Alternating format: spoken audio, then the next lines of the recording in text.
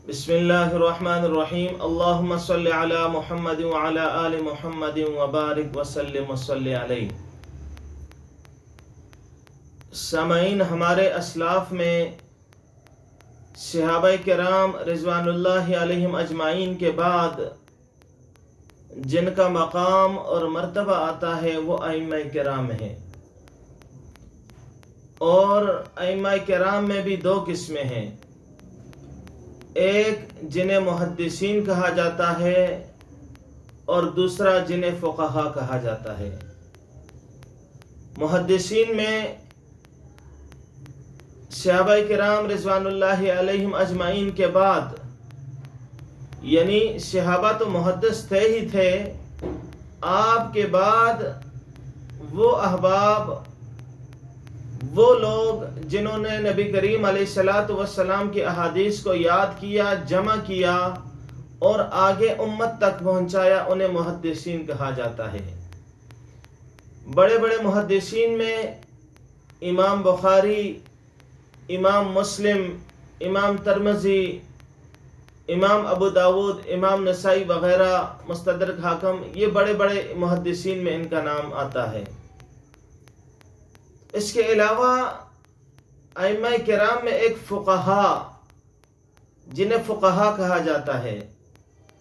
فقہا وہ ہوتے ہیں جنہیں قرآن بھی یاد ہوتا ہے، احادیث بھی جنہیں یاد ہوتی ہیں، قرآن اور حدیث کے روشنی میں جو مسائل اخذ کرتے ہیں انہیں فقہا کہا جاتا ہے۔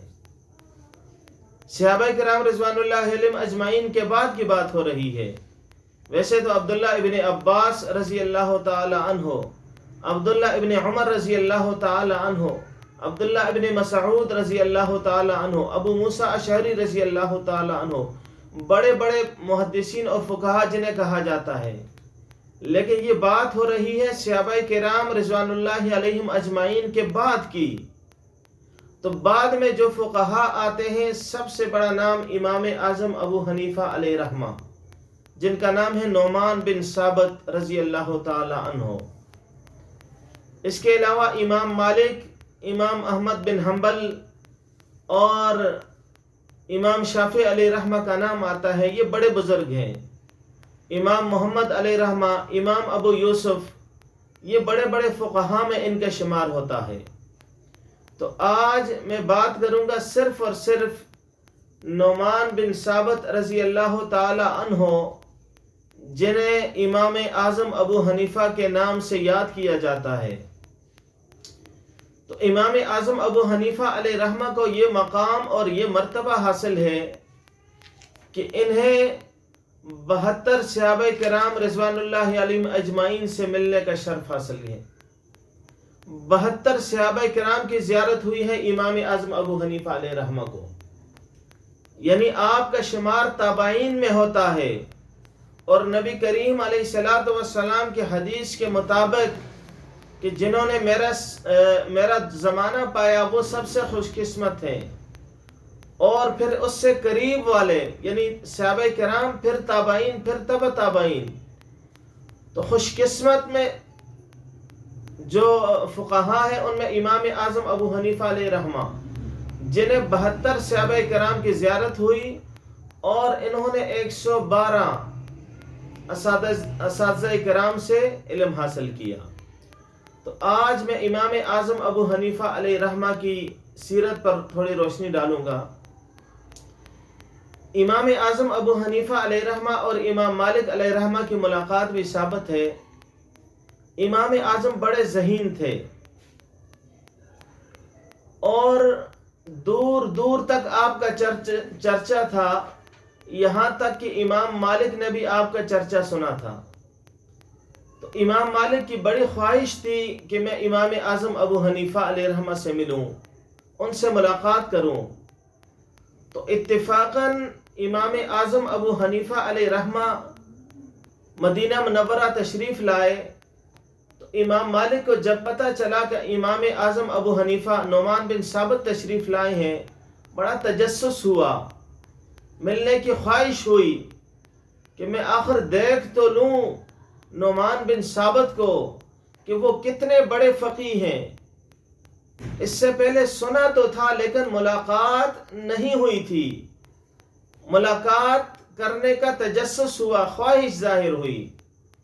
تو جب آپ کی ملاقات ہوئی امام اعظم ابو حنیفہ علیہ رحمہ سے، تو دعا سلام کے بعد پوچھا انت من این، سلام کیا، سلام کے بعد امام مالک نے پوچھا انت من این، آپ کا تعلق کس شہر سے، کہاں سے ہو آپ؟ امام مالک نے جواب، امام اعظم ابو حنیفہ علیہ رحمہ نے جواب دیا انا من اہل الکوفہ، میں کوفے سے ہوں، میں عراق کے شہر کوفے کا رہنے والا ہوں۔ تو امام مالک نے سر ہلا کر جواب دیا اچھا آپ کوفی ہو، جس کے بارے میں مشہور ہے کوفی لا یوفی، جس کے بارے میں مشہور ہے کوفی لا یوفی، یعنی کوفہ والے وفا نہیں کرتے، بے وفا لوگ ہیں۔ جب امام صاحب نے یہ سنا تو ایک جھٹکا سا لگا کہ یہ میرے بارے میں امام مالک کیا رائے رکھتے ہیں۔ تو امام صاحب بڑے حاضر دماغ تھے، تو آپ نے یہی سوال امام مالک سے پوچھا انت من این، آپ کس شہر سے تعلق رکھتے ہیں؟ تو امام مالک نے سینہ چوڑا کر کے جواب دیا انا من مدینہ الرسول صلی اللہ علیہ وسلم، میرا تعلق رسول اللہ صلی اللہ علیہ وسلم کے شہر مدینہ سے ہے، میں مدینہ سے تعلق رکھتا ہوں۔ تو امام صاحب نے جواب دیا اچھا آپ کا تعلق اسی مدینہ سے ہے جس کے بارے میں مشہور ہے ومن اہل المدینہ مردوا علی النفاق،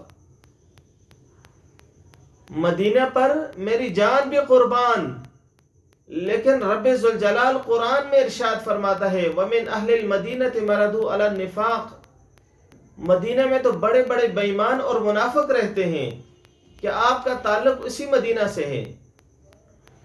تو امام مالک غصے سے لال پیلے ہوئے، آپ کا رنگ زرد پڑ گیا، اور امام اعظم سے کہنے لگے وہ تو چند بے ایمان اور منافق تھے، چند بے ایمان اور منافقوں کی وجہ سے میرے نبی کریم علیہ الصلوۃ والسلام کا مدینہ کیسے برا ہو سکتا ہے؟ مدینہ منورہ پر چند بے ایمانوں کی وجہ سے کیسے انگلی اٹھا سکتے ہو؟ تو امام اعظم نے جواب دیا جب چند بے ایمان اور منافقوں کی وجہ سے نبی کریم علیہ الصلوۃ والسلام کے مدینہ کو برا نہیں کہہ سکتے، تو پھر چند بے وفاؤں کی وجہ سے، یعنی جب کوفے والوں نے امام حسین رضی اللہ تعالی عنہ کو بلایا تھا بیعت کے لیے، لیکن جب امام حسین رضی اللہ تعالی عنہ آئے سارے کے سارے پھر گئے، ساتھ دینے والا کوئی نہیں تھا، خود بلایا، بے وفائی کی، اور جب امام حسین رضی اللہ تعالی عنہ اور ان کے رفقا شہید ہوئے اس کے بعد ماتم کرنے لگے، خود بلایا، بے وفائی کی، اور ماتم بھی خود ہی کرنے لگے۔ اس کے بعد مشہور ہوئے کوفی لا یوفی۔ امام مالک نے جواب دیا کوفی لا یوفی، آپ کا تعلق کوفہ سے ہے جن کے بارے میں مشہور ہے کہ وہ بے وفا ہیں۔ تو امام صاحب نے جواب دیا ومن اہل المدینہ مردوا علی النفاق، آپ کا تعلق مدینہ سے ہے جہاں بڑے بڑے بے ایمان اور منافق رہتے ہیں۔ تو امام مالک نے جواب دیا چند بے ایمانوں کی وجہ سے میرے نبی کا شہر مدینہ کیسے برے ہو سکتا ہے، آپ کیسے انگلی اٹھا سکتے ہو؟ تو امام صاحب نے جواب دیا آپ چند بے وفاؤں کی وجہ سے میرے علی کے کوفے کو کیسا برا کہہ سکتے ہو؟ میرے علی کے کوفے کو کیسے بے وفا کہہ سکتے ہو؟ وہ تو چند بے وفا تھے، ان چند بے وفاؤں کا یہ جو دھبا پورے کوفے پر آپ نہیں لگا سکتے، جو دلیل آپ وہاں پر دے رہے ہو وہی دلیل یہاں پر فٹ کر دو۔ جب امام مالک نے یہ جواب سنا، اٹھ کر امام اعظم ابو حنیفہ علیہ رحمہ کو گلے لگایا اور کہا واقعی جتنا آپ کے بارے میں سنا تھا اس سے بڑھ کر آپ ہیں، اور ایک لکڑی کے ستون کی طرف اشارہ کر کے کہا اگر نعمان بن ثابت اس لکڑی کے ستون کو کہہ دے کہ یہ سونے کا ہے تو اپنی دلیل سے وہ ثابت کر دیں گے کہ واقعی یہ سونے کا ہے۔ یعنی اتنے آپ حاضر دماغ اور ذہین تھے۔ ایک مرتبہ آپ کے علاقے میں چوری ہوئی، چوروں نے گھر کے مالک کو باندھ لیا اور سارا سامان چوری کر لیا۔ مالک نے ان چوروں کو پہچان لیا، تو جب ان چوروں کو پتہ چل گیا کہ مالک نے ہمیں پہچان لیا ہے، تو انہوں نے مالک کو باندھ دیا اور ان سے 3 طلاقیں لی۔ چوروں نے مالک سے 3 طلاقیں لی۔ اگر آپ نے ہمارا نام لوگوں کو بتایا تو آپ کی بیوی کو 3 طلاقیں ہیں۔ گھر کا مالک بیچارہ مجبور تھا، انہوں نے 3 طلاقیں دے دی۔ صبح جب لوگوں کو پتہ چلا کہ فلاں شخص کے گھر میں چوری ہوئی ہے، لوگ ان کے گھر پہنچے، پوچھا کہ آپ چور کو جانتے ہیں؟ گھر کا مالک کہنے لگا جی ہاں میں جانتا ہوں، لیکن میں نام نہیں بتا سکتا کیونکہ میں نے اپنی بیوی کو 3 طلاقیں دی ہیں۔ اگر میں ان کا نام بتلاؤں، میں نے ان کا نام بتایا تو میری بیوی کو 3 طلاقیں ہو جائیں گی۔ بات جب پورے علاقے میں پھیل گئی، یہاں تک کہ امام صاحب تک بات پہنچی، تو امام صاحب نے اس شخص کو بلایا اور ترکیب بتائی کہ میں اس علاقے کے جتنے بھی لوگ ہیں سب کو مسجد میں اکٹھا کروں گا۔ اکٹھا کرنے کے بعد ایک ایک کر کے میں سب سے پوچھوں گا، آپ یہاں پر کھڑے رہنا، میں آپ سے پوچھوں گا کہ اس شخص نے چوری کی ہے۔ جو چور ہوگا اس پر آپ نے خاموشی اختیار کرنی ہے، جو چور نہیں ہوگا آپ نے کہہ دینا ہے کہ یہ چور نہیں ہے۔ تو امام صاحب ایک ایک شخص کو بلاتے گئے، پوچھا کیا اس شخص نے چوری کی؟ اس شخص نے کہا نہیں، اس نے چوری نہیں کی، یہ چور نہیں ہے۔ پھر امام صاحب نے دوسرے کو بلایا، تیسرے کو بلایا، چوتھے کو بلایا، کرتے کرتے ایک شخص ایسا آیا، امام صاحب نے پوچھا کیا یہ شخص چور ہے، اس نے چوری کی ہے؟ تو اس شخص نے خاموشی اختیار کر لی۔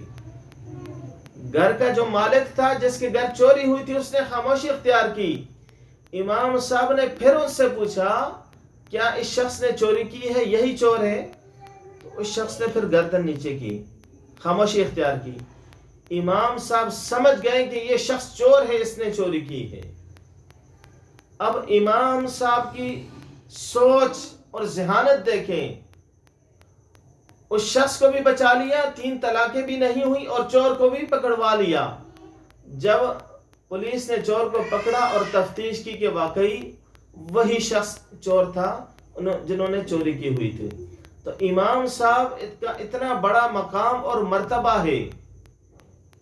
امام مالک جیسے لوگ آپ کی ذہنیت کا اعتراف کرتے ہیں، اور امام اعظم ابو حنیفہ علیہ رحمہ نے امام جعفر صادق رضی اللہ تعالی عنہ آپ سے بھی فقہ پڑھی، آپ بھی ان کے فقہ کے قائل تھے۔ واقعی امام صاحب بہت بڑے ذہنیت کے مالک ہیں، بہت بڑے فقیہ ہیں۔